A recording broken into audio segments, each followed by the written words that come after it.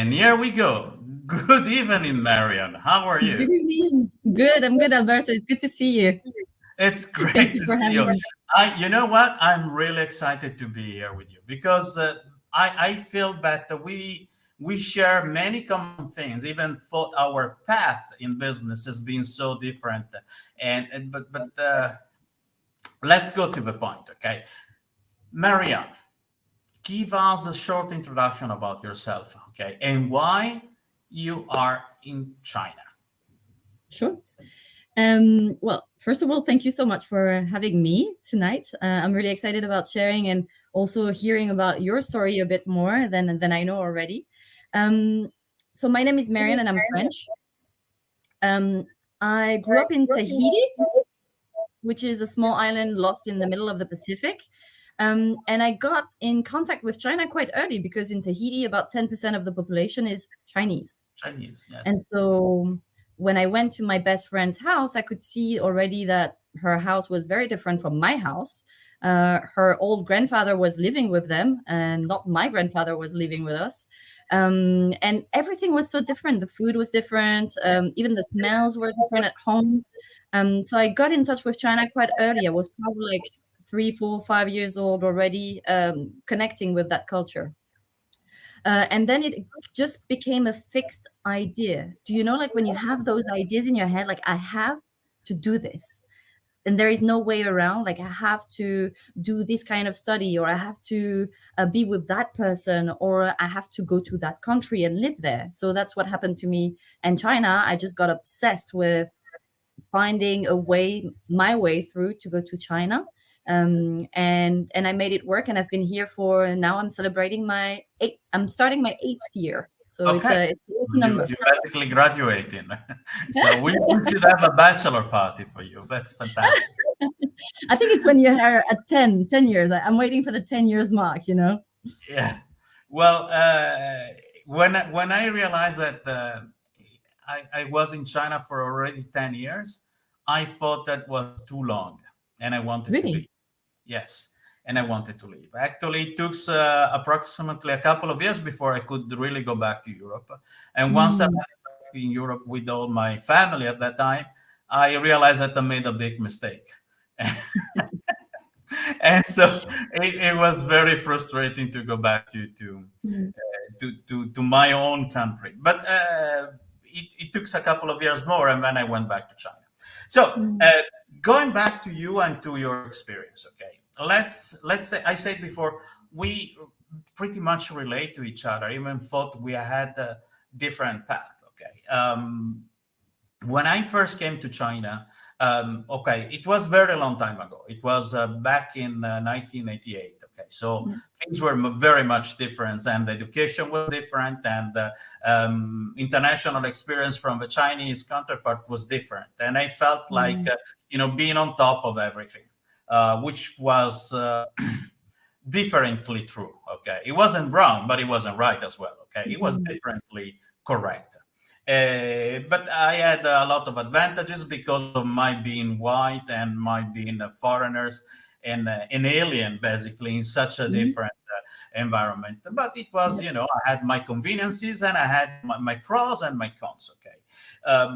With the time, I realized that all my pros, okay, were just a matter of thinking differently compared to Mm. what the Chinese used to think, but they were not really pros, okay, and they actually worked against me and against my experience Okay. because I always tried to do things my way because I thought I was right, and Mm. without understanding that the other way around there was as much right as I did. It was Mm. just a different perspective. So just looking at the situation in a different way. Okay, I guess Mm. this has been also somehow your experience. Okay, but I always ask myself, okay, why are we so different? Is it just a matter of education? Is it just a matter of culture? Mm. A matter of food? Is it a matter of weather? Of the water we drink? What is it? What do you think about it? Well, that's a good question you're asking yourself. Um, I think I'm gonna go back to the what you just said around being right or being wrong. And I think one thing that I've really realized in China, living in China, is and working here, is this idea that there is actually no right and wrong, and there is much more of a whole range of, you can be 40% right and actually 60% wrong, and that still makes sense, even though right now you're probably thinking that makes no sense at all. You're either or. It does make sense to me, but Exactly. let's try to dig into this point. Okay.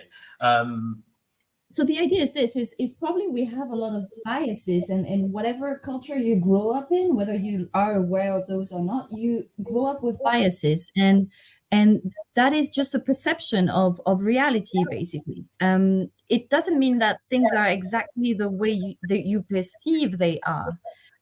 And so that's where, coming to China, probably you were very much in a certain way of seeing things that was right where you came from. That's absolutely right, and perfectly functional.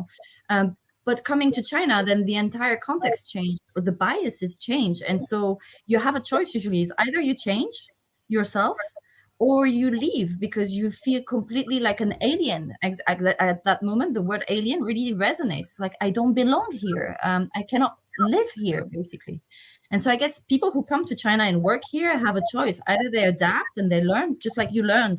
There is no right or wrong. I have to accept that there are other ways, and it's difficult sometimes, but that's the beauty of coming to another country, right?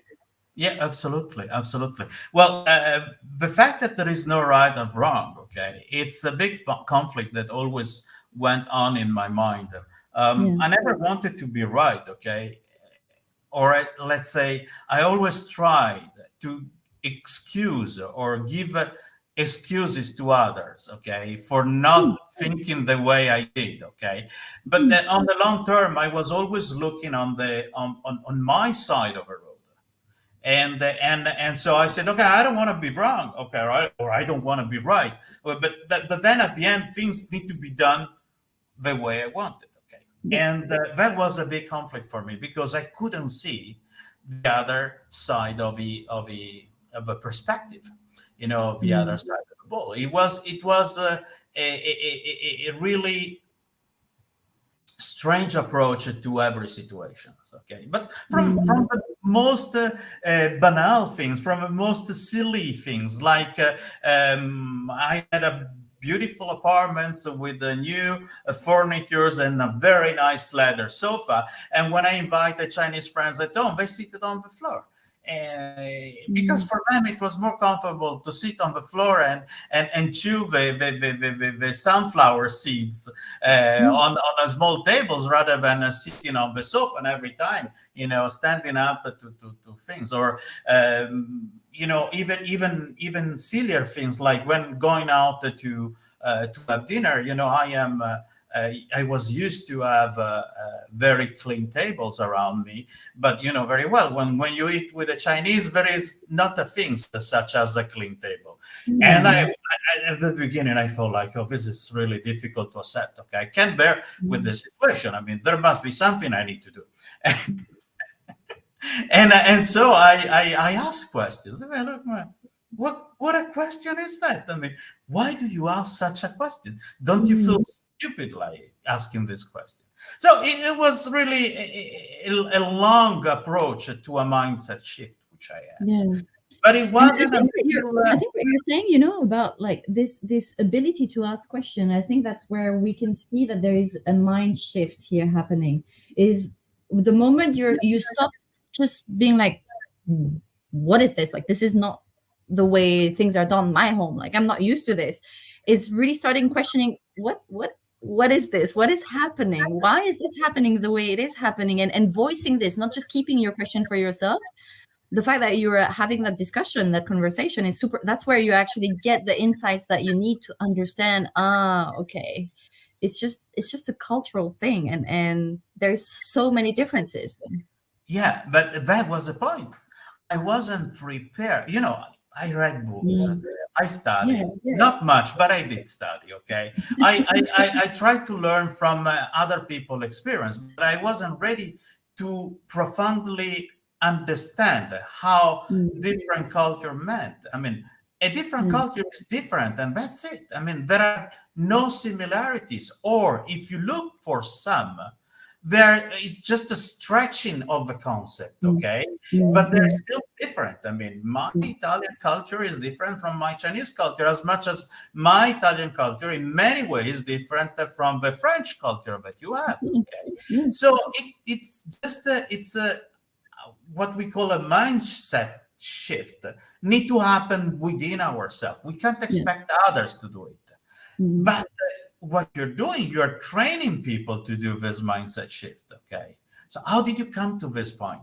How did you find yourself in this path, which brought you to found a company in Shanghai called Intadid and running a business where you help corporation to do a mindset shift to get more a better environment within the company to run a more emotionally stable environment. Yeah. If I have to think back, I guess it's for me. There is a concept when you go to China, you realize, okay, everybody's different from me. But when you go back home, then you have another realization, and it's also like we talk about being an expat in China, but when we go back to our country, it's almost like we're an expat again, right? You haven't Yes, had that it is. experience. And then you realize, well, everybody's again very different from me. And so I guess the idea that I've always had is it's not really about the culture, like the culture the way we see it from a country culture. But there is a unique thing about every person in terms of personality, a way to process information, a way to feel, a way to connect with others. And whether I'm French and we're Italian and you're Italian, maybe there is more similarities between you and me than between me and my mother, if you know what I mean. So it's not because we're from the same family that we really function the same way. And some people really are aligned and some people really are not aligned and they don't understand each other. And so I was fascinated with that. I was like, how come that maybe I can get along with someone who's Chinese better and we can really understand each other more than someone who's French and is completely different from me? How is that even possible, knowing that we're from the same culture? So I am passionate about what motivates people, what really are at the depth, not the superficiality of culture. It's really like what are the intrinsic motivators of a human being. It's not even about culture, it's about being a human and what motivates you compared to the person next to you. And so from there I did like I went in marketing, of course, to understand how people work, what motivates people to buy things more than other things. I went into sales, I went into HR, and then in employee engagement. What makes someone stay in a company and perform at their best? And what makes someone just, just be there and just work 9 to 5 and then go home and switch off and not really put all their heart in the work. So what's the difference there? And I'm still passionate about that question. Okay, So so you don't have an answer for us. well, I try to bring answers and structure and processes so that we can get beginnings of answers. I would say I don't think there is an answer to humans and how humans really work. There is not a definite answer, but there is beginnings of answers that we see have results, and so that's interesting. That's things that we can work on. It's fantastic. I was listening to you, and what came to me is the message that came to me is that it's not a matter of nationalities. The barrier that we have are a matter of situation. So, as you say, there are more difference between you and your mom rather than between you and me, probably, because we lived closer on the situations then. It is so true. I one of my biggest problems when I started to go back to Italy, once living in China, I always was going to look for my friends, my schoolmates, my relatives. Okay, and then they asked me, "So tell us about what you're doing," and I was starting to tell them stories, and they were like, "Man, I mean, I would never do something like that. This is crazy. This is not gonna help." Okay, so it's been definitely a very long trip, a very long journey, which brought me to understand this kind of situations. So I was looking through your documentations, okay, about what you do and what your company does, okay, and I came across a very interesting um, slides. Okay, let me share it with us. Okay, okay. So these slides, you're talking about the circle of engagement. Okay, Mhm. what is it, and how do you use it, and why you use this circle of engagement to obtain what? Mm. So usually when people come and see me, they come for HR problems. They come and they say, "Look, um, my company is growing. I don't think I have the right people in the right seats doing the right job." So for me, this is shocking, because if you want your company to grow, your people is just almost your unique resource. If you don't have the right people, you can have the best product, the best service, but you cannot deliver anything. You cannot do anything, and you cannot grow.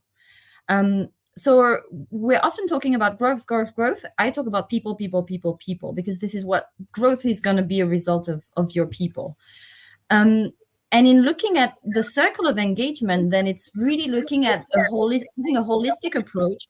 Um, for instance, you would have people who would be looking for the star, the right person that will solve all their problems. Well, it never happens like that. You're not going to have a star general manager or a star CFO that is going to solve all your problems. You can have someone that's really, really good, but if you put them in the wrong environment, in the wrong system, that person is just going to be fighting all day, and they're not going to be able to do what you expect them to do and to perform at the level where you expect them to perform.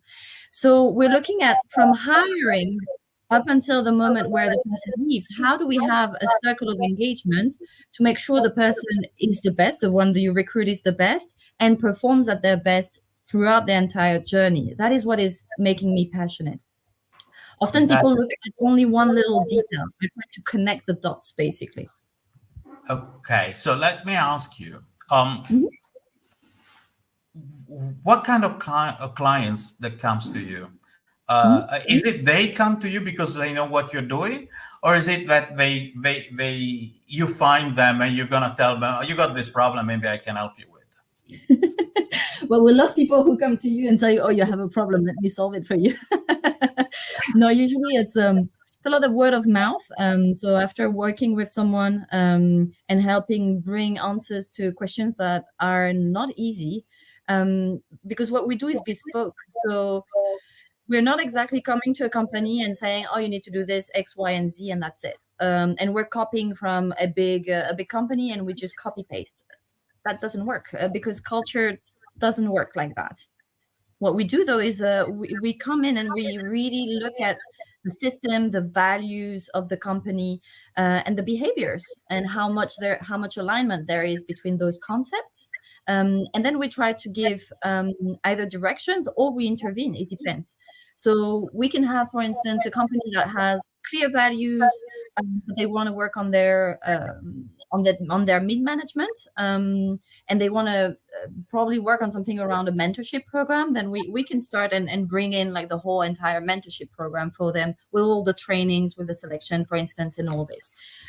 That brings a culture of collaboration within the company, of communication between different layers, because often there is problems of hierarchy, and so mentorship programs are great to break these and get like people who just start at our entry levels to speak with higher management, for instance, and also having the higher management connect with the younger generations and understanding, oh, this is what motivates them, this is how they think, this is how I need to behave with them, and being a bit more I would say relevant in their management methods. So that's just one example of something that we can be doing. But there are lots of things. People just come and we listen to them, and we try and hear where the problem is, and how we can fix that problem to make things smoother for them. Okay, fantastic. Looking through always your presentation, I see that you have been working with big names, Yeah. and this company, they do have an impact of people. Okay, Yeah. let's talk about Bosch. They have branch offices all over the world. Max Mara is distributed all over the world. Mm. same with the chocolate, H&M. But HSBC caught my attention because HSBC, it's a Chinese banking at the end. They have a very large bases in Hong Kong and Shanghai and throughout all of Asia, and it's a very big bank. Okay, so what is, for instance, without doing any names, but what does HSBC can get out of an approach from your company? So with the names that you see here, often what you would see is, so far, a management that is often foreign and sent from abroad. So sent from the headquarters most of the time, and landing here in China, sometimes with experience already, probably in Hong Kong or in Taiwan, in mainland China, and then arriving in a context that can be difficult, specifically now also with the last 3 years that we've had, also here in China. And so their dynamics and their questions that are being raised that maybe were not raised maybe 5-10 years ago. There's also a lot of questions around generations and misunderstandings between generations, and how do we manage the next generation? This is a question that's been asked for the past forever. But every generation brings new questions around, for instance, freedom, or around engagement, around working from far away from the office, around getting recognition differently. And so all these questions are coming up at different levels. And then companies could be coming to us saying simply, look, we want to refund our entire employee metrics. We think we're not working with things properly, and people don't seem to have a sense of motivation with their goals and their KPIs. And we want to look at that. What can we do? Our role is to come in, observe, understand, interview people, hear them out, ask questions, and then do research and come in with different proposals of, we think this could be an option for you. So it just depends on the brand and what they want to do. I see. But often, no, go ahead. Sorry. Often what I see is people usually in these companies, because they have a strong culture abroad, and they're here in China, and they see that things are different, and they're not sure how to address that. For me, one of the first things that I look at is, if you want a great workplace, a great workplace culture, the first thing you have to look at, or you have to work on, is having better managers and better supervisors. If you have that, basically, if this is in place, this is almost one of the most basic things to look at, then a good part of the job is done. So we're doing a lot of trainings as well at mid-management or top management to make sure that these are sorted out, so that it can create then, by ripple effects, an amazing culture. That's the same approach I do have with my clients. Whenever I have clients coming to me and they go like, okay, we would like to understand and enter the Chinese market. Okay. And well, they never say we would like to understand. The question is, we would like to enter the Chinese market. Can you help us? Okay. Then the answer is, okay, before entering the Chinese market, you need to understand the Chinese. And the way they think and the way they deal business with. The approach to it is very, very difficult sometimes, because it takes a long shot from the clients to understand that before talking about numbers, you need to talk about people. And before talking about marketing, you need to think about mindset.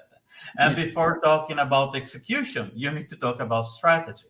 Because the strategy is the execution, and the execution can change last minute, but it can only change if you strategize the whole process. Okay, so I always talk about the China business strategy, and the Chinese business strategy doesn't go along without the mindset, and the mindset is the most important part of our attitude. So I start talking to the managing director, the CEO of a company, and tell him, okay, what do you know about China? Because what I'm going to tell your managers is something that maybe you also need to know about. Because if you tell me, no, I'm not interested, whatever you decide is going to be okay, then thank you. But let's have a talk. Let's have dinner together. And maybe I open up a new world, a new chapter for you. Okay. So this is very interesting. I'm fascinated about what you do. It's really, really a great approach. I'm Do you usually curious. Sorry. Yeah, I'm curious. Can I ask you a question? Please. Here I am. So when you work with clients, I wondered, because you talk about this mind shift, and I guess we're kind of working on the same difficulties, I would say. What do you think is the hardest, or what is your best tips you could give me maybe to work more efficiently around this? Oh, it all depends on who you have in front. Sometimes I have CEOs who have been living abroad for many, many years, and they tell me exactly what the situation is, and then I understand there is a great understanding of the situation. So I know I have, a free to go signal from them. Okay, but I need to understand that. Otherwise, there are situations where the CEO does also some kind of micromanagement things. He says, I like to do everything, but then he comes and tell you, oh, but this I like it this way, that I don't like it. This, and I go like, okay, do you have time for a drink? Maybe one of his evenings. And I will just drive for 500 kilometers to talk to you for 50 seconds, okay? And then I try to explain it. And I say, listen, okay, what we're doing, we're trying to understand the different approaches that we may have to the market, which is very important for you also to understand. The biggest issues sometimes I have are given by the fact that these big companies, they feel about their market penetration in Western countries, and they know they're number one in their fields. They're leading the market in their fields, okay? And they don't understand, or probably they do understand, but they don't want to, I wouldn't say care, but they don't want to take into consideration that China is a completely different marketplace. China is a consumer-centric country. No matter what you do in B2B or B2C or C2C or D2C, okay? No matter what the business involves, you dealing with China, no matter if you're trying to sell to China or if you're trying to buy from China, you still need to understand how China works and thinks, how the Chinese think. And one asset that I give to my clients is, okay, forget about your past. Forget about your heritage. Forget about who you are and why you are there. Start from now. Look at the Chinese. Look at how they react and what they do things, okay? They don't use computers. They use a mobile phone, okay? Everything is based on the mobile phones. Every question and answer is on the top of their hands. It's just one swipe away. Okay, now think about it. Focus on it and review all of your approach to it, because that's where you need to start. If you can imagine such a situation, then you can see certain development of a business. But if you cannot imagine that, then let me explain to you, let me tell you what they do and how they do it and why they do it that way. Okay. And this is a very important impact. Think about that. It was difficult for me to understand it when it happened. In 2010, I was running an IoT companies, my own IoT companies in Shenzhen, and I decided to move on and start my own factory. It took about a year and a half, almost 2 years, to set up a factory in Zhuhai. And from 2010 to 2012, there has been the big shift of IT evolution in China. What you call technical evolutions or innovation process, because mobile phones became cheaper and smartphone took place. And until then, people were using communication software like QQ, okay, and sending messages, and it was difficult. And sometimes they don't reply to your message, but they pick up Mm, the phone and call you. mm, And mm, then something happened which changed completely the way to interact between the Chinese. I started to see the Chinese no more taking their phone to their ear, but taking their phone to their ear and to their mouth like this. mm, And I was going like, what's going on? mm, Why do they do that? Okay, because it was already so different, to what we used to be. And then I realized that WeChat implemented the voice messages. And so from a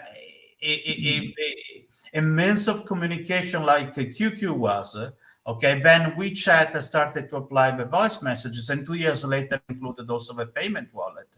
And mm, so this company, Tencent, that was going to bankrupt by 2012, then became the most essential software and applications, and everything doing it, included in the hand of a Chinese, and so Chinese yeah, started to use it for everything.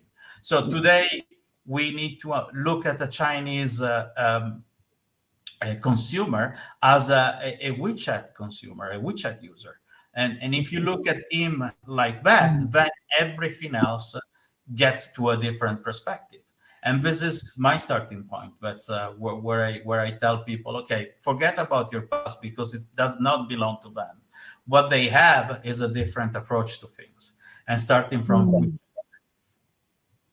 That's interesting, yeah, because I do see when you're on site, I could not imagine my life without WeChat. It's just impossible. But when you're abroad, when you come from, yeah, Europe or the US, it's useless. WeChat is totally useless. Exactly. If you Yeah, don't and, do and business, also it's difficult to use. I mean, the user experience with WeChat for us, yeah, it's tedious. It's really yeah. annoying. Okay, and this is one of the biggest problems we always have. Okay, and Mm, even for sending simple messages, we go like, oh, I prefer WhatsApp rather than WeChat. Okay, right, Uh, absolutely. it is part of our brain, okay, how we feel Mm, most comfortable with, and also that goes beyond all the privacy issues and notification and locations and whatever. Okay, WeChat is an important tools to live with. mm, Without it, just going like in a jungle without waters and knife, you wouldn't be able to survive. So mm, mm. that's your Swiss army tools. Absolutely. Absolutely. Yeah. No, it's true that I do notice a lot of differences, and I go back to reality. So I came back to France actually in September, and I came back now again to China. And I was a month in France, and I realized, wow, I really um, have such a different life back in China that is just not duplicatable in Europe. Yeah. Just in terms of communication, in terms of so many things, Yeah. and WeChat is one of those because it's very visible, basically. So when we talk about culture, we look at an iceberg, and of course there is this part that you can see, and probably WeChat is one of the tools that we can see, but there is so much more underneath as well that is there. And if you already don't go with the part that is visible, what are you going to do when you need to deal with the part that is invisible? So Absolutely. that's And difficult. there is another things. Let me add. There is another things which I always tell my clients, the one I care most. Okay, I tell them that it is not much about what we know we don't know that Mm, matters, but it's much more what we don't know that we don't know yeah, that yeah, it's really complete blind. matters. Mm, That's a blind spot. Exactly. mm, We mm, don't know. We don't know many things, yeah, and yeah, and this is the point. So China is a complete different attitude to it, which involves several aspects of our life, from self-esteem to leadership to making things becoming reality. mm, For instance, I often, but not so willing, says about my how I end up with a factory. Because running a factory in China is a good thing. Owning a factory is a different thing. Okay, and I had a very long experience in running other people's factories and making them a success. But when I started my own factory, I ended up at 4 years later, I had to close almost for bankruptcy. So I lost all of my investment. Okay, obviously I did not bankrupt because for me that was too much of a failure. Okay, so my Italian mentality wouldn't allow me to go into a bankruptcy, so I rather lost millions of dollars rather than tell, oh, you bankrupt. Okay, silly thing, but still a problem of mindset and perceptions. Okay, but the problem with running the factory under my leadership was that I tried to be Chinese. And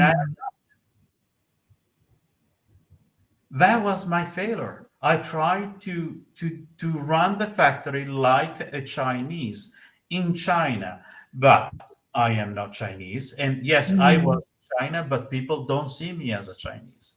So there was always this distance, this separations, this barrier, these walls that isolated me in my approach. And even thought I speak the language, I eat like them, I sleep like them, I think like them, or I pretended to think like them. That wasn't good enough for me to run the family in a proper manner. So that was the biggest mistakes I made. And that's how I try not to let the same mistakes to all of my clients, but to let them, understand on a longer and wider range how to prevent this kind of situation. It is difficult. There is something that I see often in leadership, that is something that is not impacting business well, is exactly this: is when we are something and we try and be a bit less of that, and we try to be a bit more of something else that we're not. I'm certified with Gallup's Clifton Strengths Finder, which is basically an assessment that tells you your top strength. And people are really, really surprised when they discover that they're really good at. And I guess most of the work that I do in coaching around strength then is about getting the leadership to understand what they're really good at and not giving that up, basically, not trying to fit to an image of what a leader should look like, whether in Italy or in China. Basically, people have an ideal of what a leader should look like, when basically a leader is just someone who really understands themselves so well that they can understand everybody around them and motivates those people.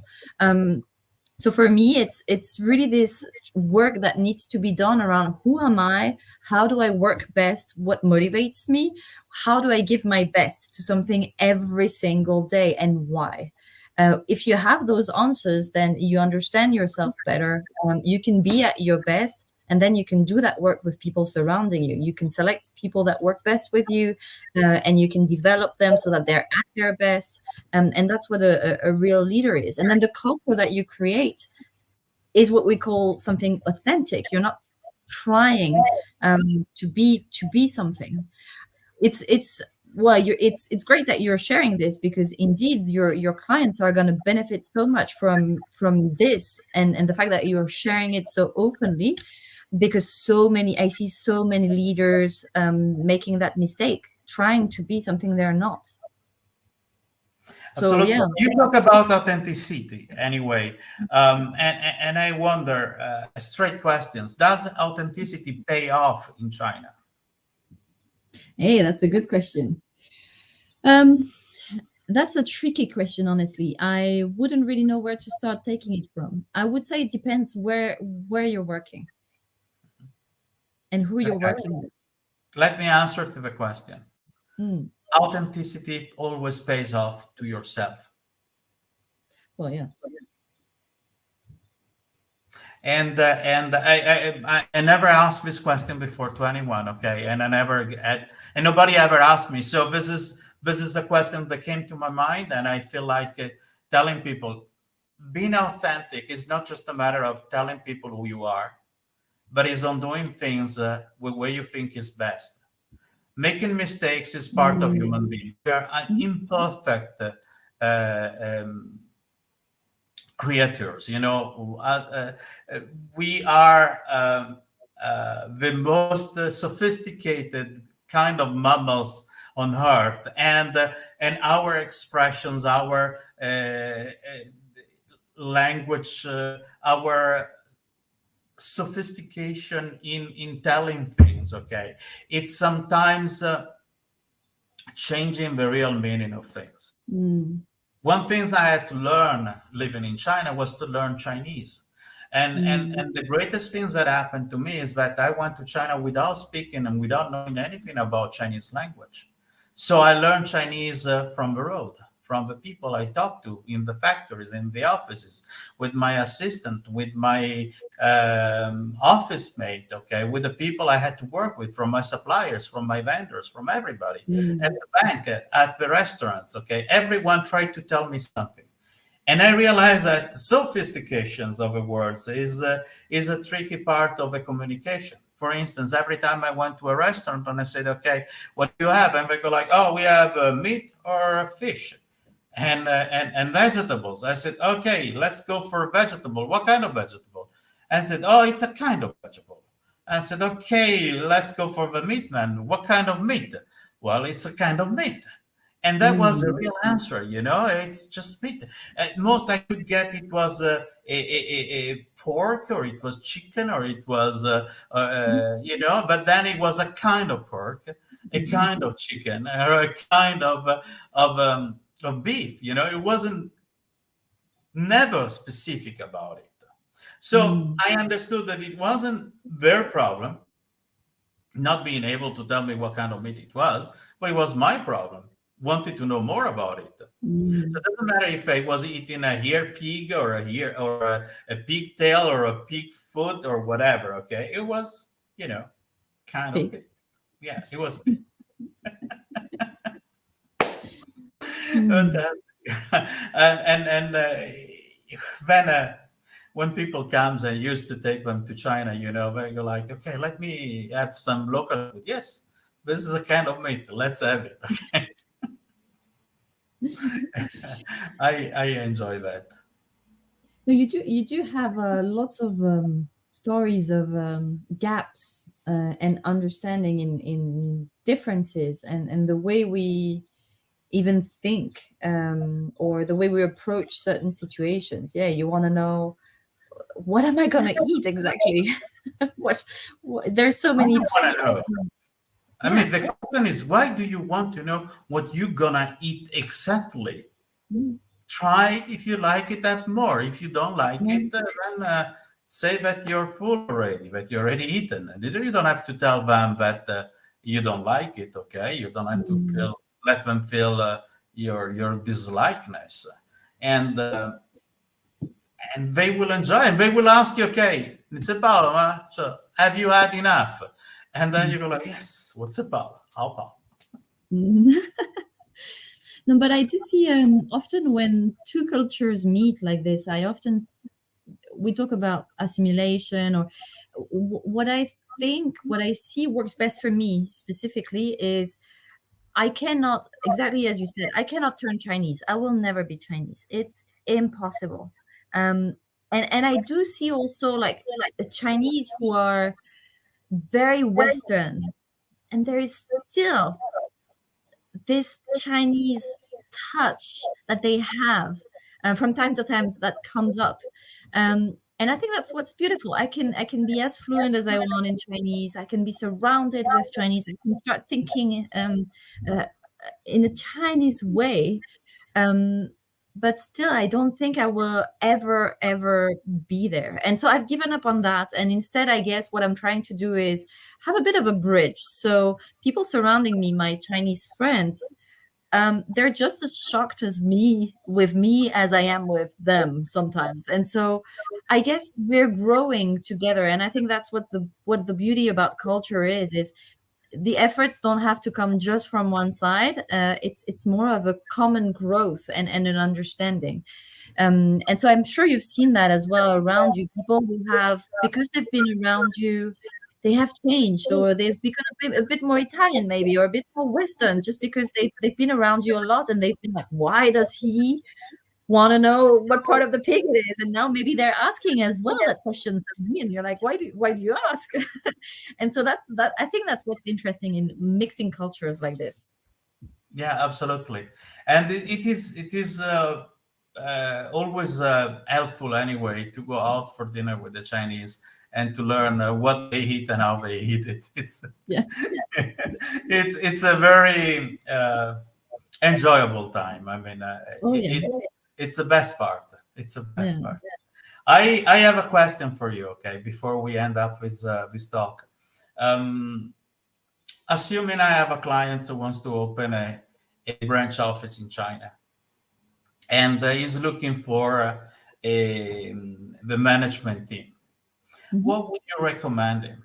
To find a good manager from his company who has had some experience abroad and send him to China, or to find a local management, a Chinese management who have been maybe studied abroad and is back in China, or neither That's of those, or both? I guess I would ask a lot of questions to really understand what's the, as you said, what's the strategy? Why do they come to China exactly? What do they want out of it? How long are they planning to be in China? What's the real plan behind coming to China? Before setting a strategy, a human strategy, there are numbers, there are motivations behind that, and so from there, I would probably then recommend certain hirings, or I would put out red flags in hiring certain profiles. I would ask a lot about the culture of the company back home. What is it like to work in your company? What gets someone promoted in your company? What is it? The people that are at the top, why are they at the top? Why have they been promoted? Or is it mainly that, also that's very interesting, is it that people are being promoted to top management, or is it like hired from the outside? What's the whole strategy back home, and then how can we look at the strategy then in China from that angle? Yeah, So I don't absolutely. have sorry, I don't have a clear cut answer like, oh, you should hire this or hire that. I don't know. It will depend. It depends. It depends a lot. It depends. It depends also the country or origin of a mother company. Mm. Yeah. Uh, I would have a different answers if a company is American rather than German, or Italian rather than French, Mhm. or UK or Swedish. Yeah. It will have a different answer to it, Mm.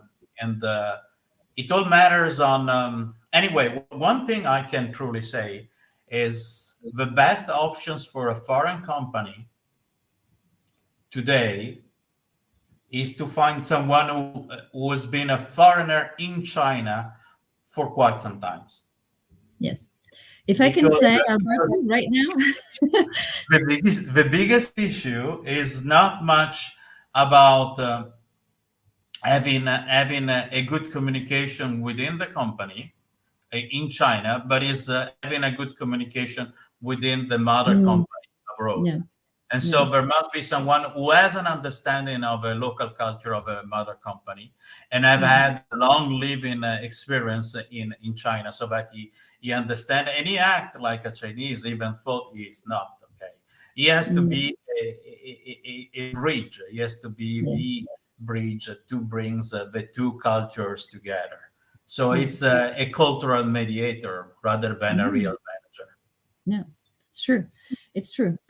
Most of the managers that I hear do say that their biggest challenge is doing the bridge between China and back in Europe or the US, and really helping both sides understand each other. And so they're in between those two cultures, and they find it really, really hard to communicate in one way or the other. So yeah, definitely Absolutely. a big Okay, challenge. Maria, it's been about 50 minutes that we're talking together. Usually Yeah. what I do, I leave space for Q&A.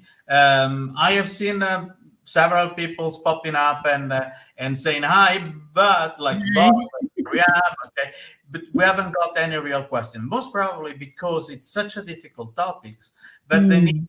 digest, they need to metabolize all the information, all the examples that we made, so that we will eventually formulate a question later on. Usually what I do, I always reply to anyone who leave a comments in all the channels that we are using, like Facebook, LinkedIn, and YouTube. The recording of the conversation will be available on YouTube, and it will also be available on LinkedIn for as long as LinkedIn doesn't turn it down. Okay, so I don't want to take you any longer. I know it's late, and I don't even know. Have you had dinner? I've had what's you're asking me. I've had dinner. Fantastic. Okay. Have you had lunch? I had my lunch before, yes, because as soon as I end up with a nice conversation, I need to drive from Venice to Milan. I have an appointment at 5 p.m. in Milan, and I really need to rush. Okay, so thank you very much for being with us. Let me share your contact here. Okay, so marion@intended.com, that's your email. Then there is your mobile phone numbers and your WeChat account of Marion Campan. Marion, it's been beautiful talking to you. Thank you so much for your time. I will contact you in the next few days if there is any questions coming up. Lovely to talk. Thank you. Thank you so much, Alberto, for having me. And I hope to see you in China very soon so that we can have a real coffee. Absolutely. I miss China so much. I mean, yeah, that's for another talk, maybe. Yeah, but then we can continue that talk around a cup of tea. Let's talk next time. Thank you so much. Awesome. Bye-bye. Thank you, Alberto. Have a good time. Bye-bye. Bye.